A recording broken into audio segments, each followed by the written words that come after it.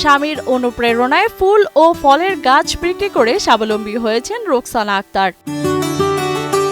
সারি সারি ফল ও ফুলের চারার এই ছোট দোকানে প্রতিদিন জীবনের স্বপ্ন বুনছেন এই নারী। এছাড়াও প্রতিদিন ১,৫০০ থেকে ২,০০০ টাকা আয় হয় তার এই ব্যবসা থেকে। সারাদিনে মনে করেন ১৫০০, কোনোদিন ১৫০০ হয়, কোনোদিন ১,০০০ হয়, হাই গেলে ২,০০০ টাকা হয়, আর বেশি আর মানে না। গাজীপুর মহানগরীর কোনাবাড়ি ফ্লাইওভারের নিচে নিয়মিতভাবে ফুল ও ফলের চারা বিক্রি করেন রোকসানা। দিনাজপুরের বিরামপুর উপজেলার জীবন খানের স্ত্রী তিনি। স্বামীর অনুপ্রেরণাতেই শুরু হয় এমন উদ্যোগ।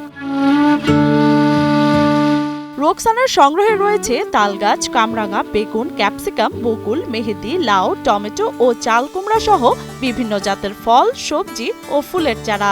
এই গাছগুলো স্বামী সংগ্রহ করে দিলে সেগুলো বিক্রি করেন রোকসানা। এগুলো গাছ আমরা বিভিন্ন জায়গা থেকে নিয়ে আসি, আবার কিছু নিজে বানানো হয়। আর এখানে আছে সব ধরনের ফুল গাছ, ফল গাছ, সব ধরনের মনে করেন ওই যে গাধা আছে, তারপরে কৃষ্ণচূড়া আছে, জবা আছে, বেলি আছে, চন্দ্রমল্লিকা আছে। এটা আমার হাজবেন্ডের কাছ থেকে পাওয়া গুলা সবকিছু জানাশোনা।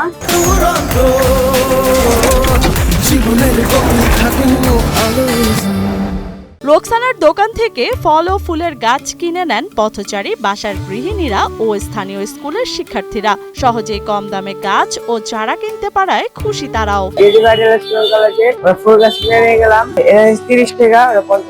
ঘরে বসে না থেকে কর্ম করে বাঁচতে চান রোকসানা। আর তার এই উদ্যোগ শুধু পরিবারকে সচ্ছল করেনি, বরং সমাজে নারীর স্বাবলম্বী হওয়ার একটি ইতিবাচক বার্তাও দিয়েছে। সকাল ৮টা থেকে সন্ধ্যা ৬টা পর্যন্ত এরকম পর্যন্ত থাকে।